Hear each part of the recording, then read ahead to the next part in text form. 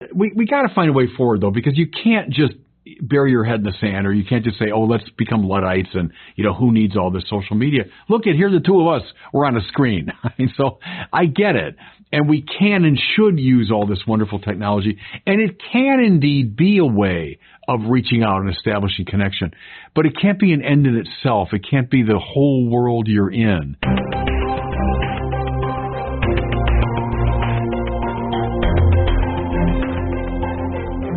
Welcome back to the Word on Fire show. I'm Brandon Vaught, the host and the Senior Publishing Director at Word on Fire. We're in the midst of a mental health crisis, many calling it another pandemic. Record high numbers of Americans are facing depression and suicide. Almost half of young people report feelings of persistent sadness and depression. What's behind this crisis, and how can the church help? That's what we'll be discussing today with Bishop Barron. Joining us from our studio in Rochester, Minnesota, Bishop, always delightful to see you. Hey, Brandon, good morning. How are you and the family doing down there in Orlando? Yeah, we're doing very well. Very well. Good. Everyone's back in school after the long break, so we're Good. chugging along well. Good. Before we get to mental health, I want to talk about a related ethical issue. It's one that you raised at the recent USCCB conference. That's the gathering of all the American bishops. And in your role as head of the Bishops' Committee on Laity, Marriage, Family Life, and Youth, you gave a statement on behalf of the U.S. bishops concerning the practice of surrogacy. Tell us about that. What prompted it? Maybe what is surrogacy, and why do the bishops see problems with it? Well, I was just echoing the Pope. So the Pope made a strong statement against surrogacy, and then in my capacity as chair, I wanted to, show the U.S. bishops' support for that. So surrogacy, that might be the use of another woman to, give another couple a child. So it's a kind of a instrumentalizing of the womb of one woman for the sake of another. The problem the church has, it's under the rubric of ends and means. A couple wants to have a child, good. Another person wants to help them and encourage them in having a child, but those good ends don't justify the means. Surrogacy involves a breakdown, call it of the inner logic of the sexual act. The church looks at that in a very integrated way. The sexual act involving a psychological dimension, a spiritual dimension, a physical dimension, and it has an internal logic. So we say that sex is appropriate within the context of married commitment and the couple's open to life. When we break up that inner logic in different ways, and surrogacy does it in a very dramatic way, and the Pope used that language of instrumentalizing sexuality, we're in very murky and very dangerous moral territory. So we just wanted to confirm what the Pope said and to show our support for it, because it's part, Brandon, as you know, of a general kind of meltdown, morally speaking, where there's a lot of end justifying the means language going on.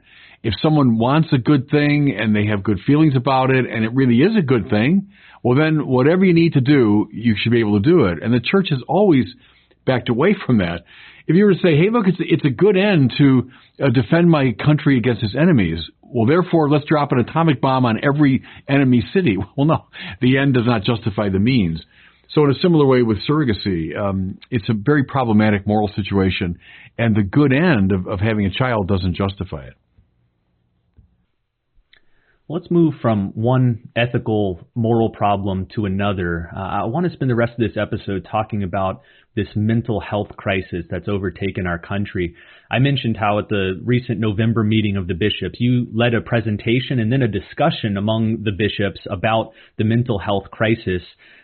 First of all, why did the bishops even put this on the agenda? Why do you think they feel so strongly that this is a pressing issue for them? Well, I suggested it when I became chair of this committee you mentioned, the Laity, Marriage, Youth, and Family Life Committee. When I became chair, I said, my predecessor, Archbishop Corleone, had done a lot of wonderful work in terms of laying out the church's teaching on sexuality and marriage. So I said, that's terrific. An issue that strikes me as very important now is this mental health crisis. And I've been following it because of my interest in young people and reaching out to the secular world, that so many studies have shown that there's a spiking number of people with depression and anxiety and suicidal ideation, and especially among the young. So I said to my committee, I think this is something we should talk about. So my committee worked on it and our staff worked on it, and we decided to make a presentation to the body. And it was simply meant to be a kind of introduction to the fact that we're going to have roundtables go around the country discussing the issue, right? Bringing pastoral and clinical and spiritual people together. So I really anticipated I'd be up there with Archbishop Gudziak, by the way, who was the co-sponsor of it, that we'd be up there for 5 minutes and make this announcement and get some polite applause, and we'd sit down. We were there for an hour. And it was, I think it's fair to say, the most energy that the bishop showed during that whole meeting. One after another, getting up to the microphone to say, yes, this is a crisis, and yes, we have to do something, and here's what we've done, and here are our problems we faced. And it was very illuminating, and we are indeed following up on that. And I think in March is the first of these roundtables. So that's where it came from. It was really from my suggestion that we look at this matter. I want to talk about some of the themes and patterns that arose during these discussions and interventions from the bishops. One of the ones that came immediate to the fore was social media. Probably no surprise to most people here. Many researchers have linked the rise of social media with the rise of mental health issues. How do you see this correlation? How does social media lead to damaged mental health? In a lot of ways. It first came on my radar screen many years ago when I read Jean Twenge's book, iGen. And we've referenced that a couple of times. I'm not sure how old that book is, at least 5 years probably, right? Probably longer. Time goes by so fast. But she, in that study of we call them, I don't know if it's Gen Z anymore or what, but I mean, the really young kids. She said there's a tight correlation between screen time and depression. And I never really thought about that before. Even though once I read it, I thought, yeah, I kind of feel that. I know that when I've been, for whatever reason, spending too much time with screens, whether it's working on my computer or the stupid, iPhone, it is depressing. And now you've got a generation that has been so conditioned by it. I think, Brandon, it's a function of that incurvatus in se problem of the turning in on oneself. It's a how about getting lost in the virtual world, not the real world? And there's something alienating about that when I'm not in touch with reality.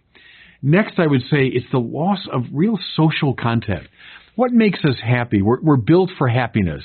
And what makes us happy is connecting to each other.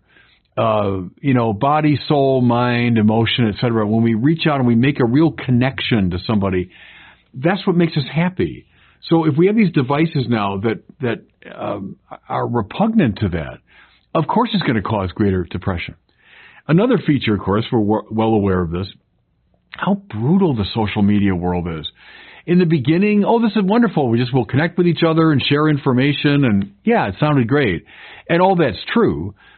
But then it's accompanied by these brutal attacks in, com boxes and then whatever. And especially for young people. If that's the world you've grown up with, that's the world you primarily live in, and you're flooded with negativity. Another step, many have pointed out, go to Facebook or Instagram or TikTok or whatever it is, and people will post themselves at their best. I'll take 50 selfies and choose the very best one to put up on social media. I'll show the best time I'm having with my friends on Instagram. And here's a TikTok showing how wonderfully happy my friends and I are. So people look at that and then they say, life isn't like that. We have good days and bad days. But you look at that world and you think, all these people, look at them. They're all beautiful. They're all happy. They're all successful. And here I am in my room, and I'm not successful, and I'm not connected, and I'm not that beautiful. Well, nobody is. We're all in the same boat here. We're in a world that's both good and bad. But social media can give the impression that I'm surrounded by beautiful, joyful people. So what's the matter with me? So I'm scratching the surface here, but some of the reasons why social media can lead, especially in kids, to anxiety and depression. You mentioned in your litany of issues with social media the fact that we're not made to be isolated from other people. And this was another pattern that came up among the bishops Yeah. is the connection between, especially COVID period, post-COVID period, the isolation many people faced, and declining mental health. Can you talk about that? Why is it that community is so central to having a healthy mental state? We're built for love. We're built to go out of ourselves. God is love, and so the very ground of being is something like relationship, and we're designed for that. It's moving out of oneself, forgetting oneself, and moving into higher and richer forms of existence. That's the way to look at it. Love is not a sentimental state of mind. Love is a kind of metaphysical attitude that I break free of the black hole of my own self-preoccupation so that I can now immerse myself in the real. So when I'm talking to you and entering into your world and showing a concern for you and so on, my world's expanded. Right?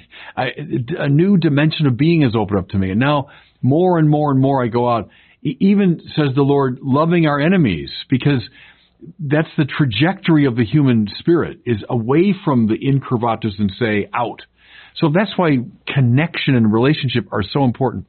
Do you, Brandon, your own kids are, growing up in this world too. Something I find interesting, they talk about the really young kids are afraid of the phone. The phone rings and I don't want to answer this phone, or there's a knock on the door and everyone's petrified and I've got a job interview. I don't want to deal with that because they're so used to mediating reality through the screens, right? So when a real person arrives, whether it's over the phone or at the door, do you find that to be true? I've certainly read about that. Yeah, I've seen it, especially with the high schoolers I work with, the middle schoolers I work with. Because when you're talking with someone in person, there's a whole new slew of things to consider, body language and manners and unspoken communication, whereas like a text message is pretty straightforward and you can really carefully craft it and get it just right, but the unpredictability of a real life interaction is scary to a lot of people. Yeah, and you're right. That's a point that Gene Twenge makes, is just all the subtle picking up on cues and, as you say, body language and social cues and so on. And that's a real art, and you learn that by interacting with people. So that's another problem with it. We got to find a way forward, though, because you can't just bury your head in the sand, or you can't just say, oh, let's become Luddites and, who needs all this social media? Look at, here the two of us, we're on a screen. So I get it. And we can and should use all this wonderful technology. And it can indeed be a way of reaching out and establishing connection. But it can't be an end in itself. It can't be the whole world you're in. So we have to find the right way. And I hope the church can provide some instruction there for people, help them see the way through that. I think one unique way that the church can help here is by emphasizing a more comprehensive understanding of mental health. This is something you brought up in your presentation, the connection between mental health and spiritual health. I think here of Carl Jung, the 20th century analytical psychologist, and he said, at bottom, every psychological problem is a spiritual problem. Do you agree with that? I do. I remember the first time I read that many, many years ago in Jung, and I thought, yep, that's right. And Jung, that was born of a lot of clinical experience. That wasn't just off the top of his head. That was dealing with real patients over many, many decades. And, for Jung would put that in his own framework, but I think it's dead right. Because he finally, Brandon, it has to do with our relationship to what Tillich would call ultimate concern, our relationship to the summum bonum, the highest good. The spiritual tradition has long known that the greatest source of human suffering is idolatry, is false worship. When I've ordered my life to something less than God, and that will lead necessarily to suffering. And so it might manifest itself at the psychological level. I'm experiencing anxiety or depression or whatever it is. Well, keep following that all the way to the roots. Now look at someone like Dante. Dante, the Divine Comedy, begins with someone in a psychological crisis. I woke to find myself alone and lost in a dark wood, having wandered from the straight path. And even to think of that time fills me with fear. Well, that's where a lot of people are today, right? Well, what does Dante do under God's guidance ultimately is he goes all the way down to find the source of his alienation and suffering. And what he finds is Satan. Now, what does Satan stand for there? Bad worship. He's the inverse of God, right? He's at the very bottom. He's stuck in the ice, curvatus in se. He's got the three faces, which are kind of a crude imitation of the three persons of the Trinity. So he stands for forms of false worship. And Dante's got to go all the way down. Now, there's Jung. At bottom, all of our psychological problems are spiritual problems, right? And so we need psychologists to be sure, but we also need soul doctors. This goes back to the very beginning of my publishing career. One of the very first articles I ever published was priest as mystagogue and priest as soul doctor. Cura animarum, the care of souls. That's what a priest is concerned with. Is there a psychological dimension? Yes, and that's often how the problem will manifest itself. But then who talks about the deepest issues of the soul? And that's where the priest comes in. He's a curate, we used to say, cura animarum. He's a doctor of souls, doctor animarum. So that's all in support of Jung's statement. Yeah, I think at bottom, all psychological problems are spiritual. I'd like to connect Jung's insight to something we've discussed ad nauseum here, which is the rise of the nuns. If every psychological problem is ultimately a spiritual problem, and we have this increasing drift away from religion, do you connect that fact to the decline in mental health? How can you not? And that seems so obvious to me. If you think for a minute that disaffiliation is kind of a harmless thing, young people, they don't care about religion. I'm not religious. I don't care about that. As Charles Taylor pointed out, so powerfully, this is unique in the history of the human race, practically. Human beings from time immemorial have been religious. Now, we debate about what kind of religion and all that, but they've all been religious.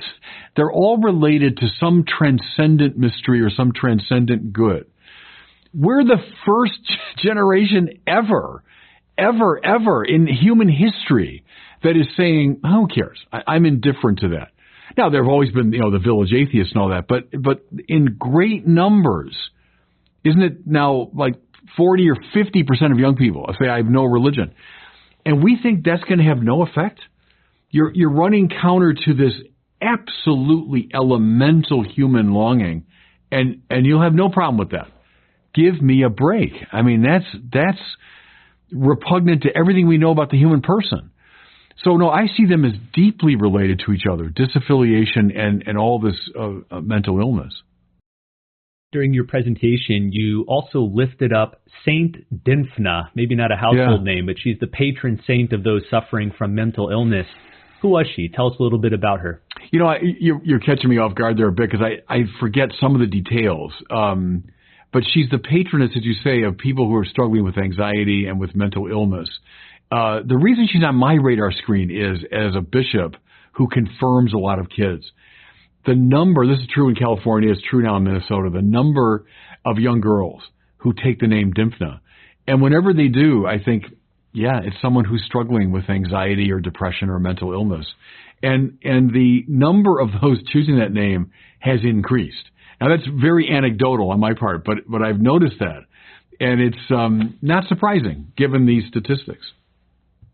Let's close with this question. We talked about some ways that the church and the bishops in particular can help address this mental health crisis. What do you think Christ has to say to people listening to this who are struggling with their mental health or maybe have loved ones who are struggling with it? Come to me, all you who are weary and find life burdensome, and I will give you rest.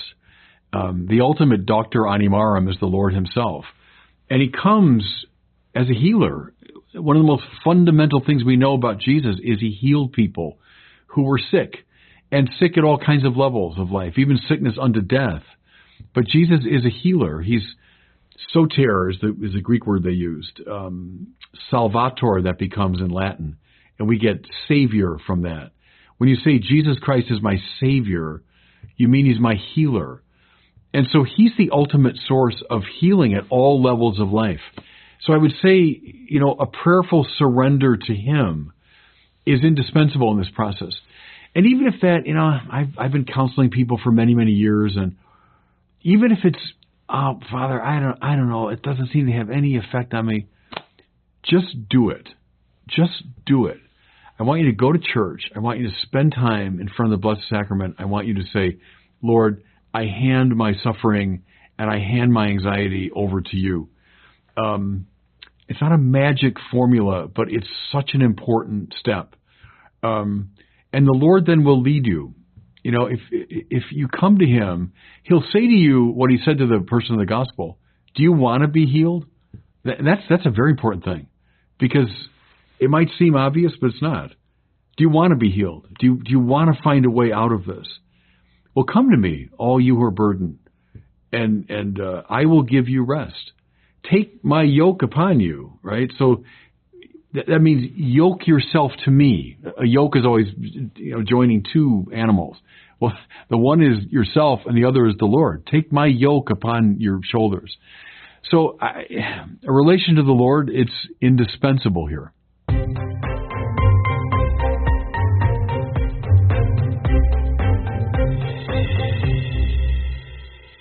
Well, it's time now for a question from one of our listeners. If you have a question for Bishop Barron, send it in to us through the website askbishopbarron.com. Today we have a question from Brian in Kentucky. He is asking about the church's just war doctrine. Here it is. Hi, Bishop Barron. My name is Brian from Rural Kentucky. My question is this. Is just war theory merely a concession to human weakness? Because Isaiah does not say that we should beat our swords into plowshares unless the other guy attacks us first, and Christ doesn't say that we should turn the other cheek unless we really didn't deserve it, so on and so forth. So can you justify just war theory for me? Thank you. Yeah, you're asking, of course, a big question. And let me say this. There is a very ancient and very strong and very important tradition of pacifism within Christianity. And you've cited some of the sources, both Old Testament and New, for that. And some of the church fathers, Origen comes to mind, would have taken basically a pacifist position. And it endures to this day. Think of Dorothy Day. Merton, I was going to say Merton, but Merton said he was not a pacifist. But there's a long and strong and venerable tradition along those lines. And it's because we are called to live, Cardinal George used to put it this way, even now as we will all live with the Lord in heaven. So think of me as a celibate. Celibacy is not so much a privation. It's living even now as we will all live. When the Lord says, in heaven, we're not going to marry or be given in marriage. So pacifists today, seems to me, are a eschatological sign of how we will all live in heaven, when we will indeed beat the swords into plowshares and so on. Now, having said all that, go back to St. Augustine, and he's echoed by Aquinas and almost the entire tradition. In our finite, fallen, conflictual world, sometimes, tragically, the only thing we can do to hold off certain gross forms of injustice is to take up arms or to engage in some sort of resistance. I always think, go from the big to the small here. You're committed to nonviolence and you're committed to love and enemy and all that.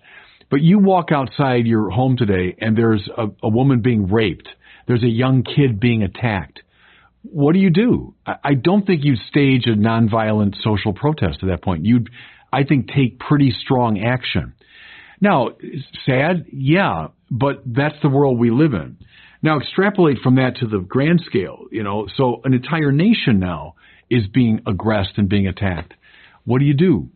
Even as I honor the pacifist tradition, and I do, indeed, the nonviolent tradition, I would follow Augustine and the church here that sometimes in our finite, conflictual, sinful world, all you can do to hold off gross injustice is to engage in a limited, morally conditioned violence.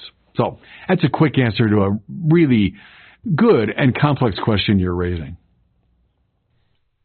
Well, as we wind to a close here, we are excited to announce the launch of yet another great book from Word on Fire. This one is being published through our Word on Fire academic line. It's titled Christ Brings All Newness, Essays, Reviews, and Reflections, and it's by Father Robert Imbelli.